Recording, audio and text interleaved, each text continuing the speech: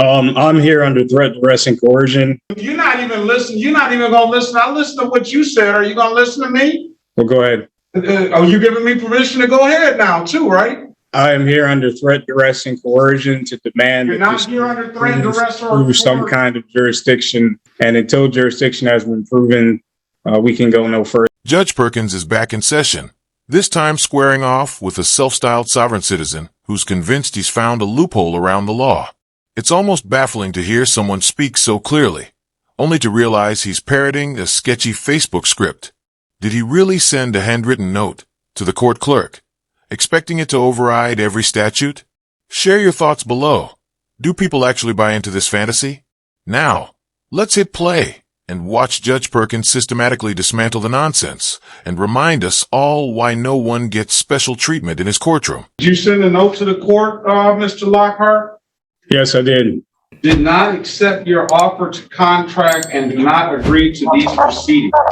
All right, so what do you want to do? I'm here under threat, duress, and coercion. I'd like to say for the record, my name is Jamil of the family Lockhart. Let's get the record established.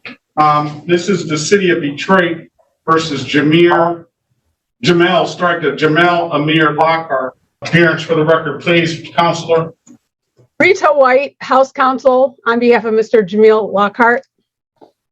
All right, Mr. Lockhart. No one is representing me on my behalf. I don't know that. All right, go ahead, Mr. Lockhart. Yeah, so I am Jamil of the family Lockhart, flesh and blood, living man, and attorney in fact for Jamil Lockhart and Legis Trust. I'm here by threat, duress, and coercion. I'm here making a special appearance.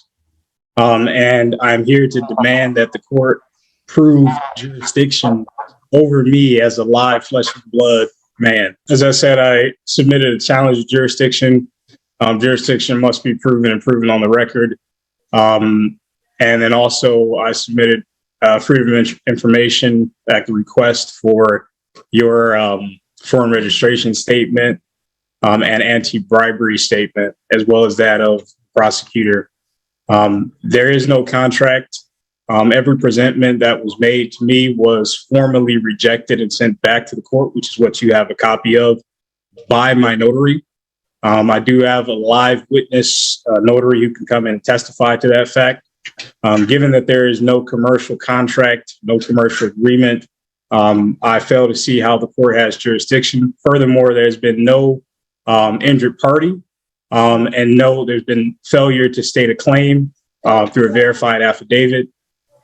So if someone can prove to me how this statutory commercial court has some kind of jurisdiction over me as a live flesh and blood human being, I think we could start there. Well, let's start here. You have a notice is not what you think notice should be. Notice is what is if it's properly effectuated in the courtroom. And I'll certainly give you whatever hearing that you want if you file the proper motions of material to contest that. I'll give you an opportunity to be heard on that. But furthermore, what I'm looking at is I have a proof of service. There is no proof of service that was rejected and sent back to the court. You have a copy of that. You're not even listening. You're not even going to listen. I listen to what you said. Are you going to listen to me? I am listening to you. I'm just responding to you. All right. So why don't you listen before you start making statements? Oh, you had paused. I thought you were finished. What it isn't. Well, go ahead. Are you giving me permission to go ahead now, too, right? We've seen self-styled sovereign citizens before, but this one really cranked the absurdity up to 11. He strutted into Judge Perkins's courtroom, convinced that a few conspiracy quotes and a disrespectful attitude would trump every law on the books. Instead of calmly presenting his case, he chose to insult the judge, like showing up to a job interview and mocking the boss's haircut. Spoiler, that tactic doesn't land you a promotion. It fast-tracks you to a verdict against you. Watching him speed-run his way to jail with zero self-awareness was like witnessing someone try to glitch out of reality and fail spectacularly. What do you think? Does courtroom decorum matter, or should judges Just let people rant themselves into deeper trouble. Drop your thoughts below. I assumed you were done speaking. All right. Listen, I have a envelope with certified mail. I don't know I believe the contents have been stapled to the envelope. It's got a proof of service effectuated by Nyla Perrin. I have a signed complaint here, signed by Officer Randy Randolph on 11/19/2019. Is he here today? And we can get him in here. Today is only date and time is set for arraignment. So you're just being arraigned, and what the arraignment purposes of your arraignment, and let's go through the whole thing, is you're here for a expired plate ticket. That is a civil infraction that carries a $145 fine. There's an allegation that you did not have a drove while license not valid or improper. That is a misdemeanor offense, punishable by 93 days at the maximum by 93 days in jail and or $500 in fine. On the same date and time, it was an allegation that you did not provide proper insurance. That is a misdemeanor as it's written here, and that is punishable by the maximum possible penalty of 93 days in jail and or $500 in fines. There's also a warrant for your arrest for an allegation of an improper, not valid driver's license. So today is the date and time set for arraignment. You have the option of pleading guilty, not guilty, or standing mute. If you stand mute, I'll enter a not guilty plea on your behalf. What would you like to do, sir? I am here under threat, duress, and coercion to demand You're not here under threat, duress, or prove some kind of jurisdiction. And until jurisdiction has been proven, we can go no further. I would also like to ask you, is this proceeding taking place under common law? This proceeding is taking place in accordance to the court rules and the statutory laws of the state of Michigan. So I am not a creature of statute. I am not under statutory law. I would demand that this proceeding take place under common law, as I am a live flesh and blood human being, under no authority but that of God. All right. I'm not going to go back and forth. I'm going to give you another court date. I don't have any All I need you to do is prove jurisdiction. You don't tell me what you need me to do, sir. Don't do that. Just let me finish. With all due respect, the court must prove jurisdiction. I understand that. We can get this over with quicker rather than later if you let me do my job. What I was trying to say, you're making your claim and stating your case that the court doesn't have jurisdiction over you. In order for me to properly review that and go, it's got to be done according to the court rules. I need a motion, and I will read that motion. I have submitted a motion to dismiss for lack of subject matter jurisdiction. I don't have it. I don't have it in front of me. And then I'll give you a motion. I have a timestamped copy of it if you'd like me to show you. All right, you got to submit it to the court. Look at the. It was filed by the clerk just 2 days ago. Okay, I have a timestamped copy of it. It hasn't got to the file. I'm going to give you another pretrial date. I would like to say I do not consent. The court has to prove jurisdiction. I filed that document a few days ago. Anything short of that is an admission that there is no jurisdiction and we have no further business. We have no contract. It's baffling when someone storms into court insisting the judge has no power, like shouting makes it true. In reality, you must file a proper motion and back it up with evidence. Simply yelling no jurisdiction only drags out the proceedings and eats up everyone's time. Clearly, this fellow hoped to stall the process until his case was dropped, but Judge Perkins wasn't having it. After making him sit through the entire docket, the judge called him back for round 2. Stick around to see how his next attempt only made things worse. And I'm curious, what did you think of his initial performance? Let me know below. I love the family law card here. Okay, you're still, did you have a question, sir? None other than just stating that I do not consent to these proceedings and I do You've not already accept put any that on, offers to contract. you've already put that on the record. Okay, good. You came back in. I would also like to ask why this Mrs. Rita White had claimed to represent me. All right, let's go back on the record with Mr. Jamil Lockhart. How old are you, sir? I am 27. You're 27 years old, and you go ahead and you ask why Miss White is here to represent you. Well, first and foremost, Why did she claim to represent me and I have no knowledge? I'll explain to you.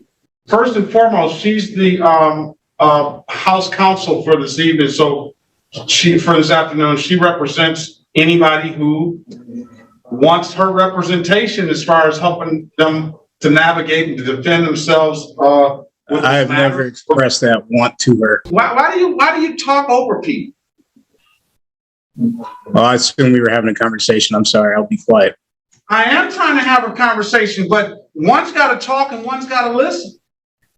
Okay, go ahead. You asked why Miss White said she represented you. Miss White said she represented you because she didn't know beforehand the position that you were going to take. So she's just merely quite an assumption. Her job. That is quite an assumption. Wouldn't you agree? Well, by the name that you put up on there, Jamil of the family Lockhart, I wasn't surprised I wasn't surprised the avenue that you were going to take on that. Just by the name. You recognize where I'm going. But she's not going to assume. I don't believe she's going to assume that she's going to treat you any differently than anyone else. And then you said that you didn't want her representation, and she. Wouldn't you agree that for future reference, it might be better to ascertain that kind of information before she makes that kind of statement for everybody? No. You don't think so? No. So the assumption is that everyone wants her to speak on their behalf.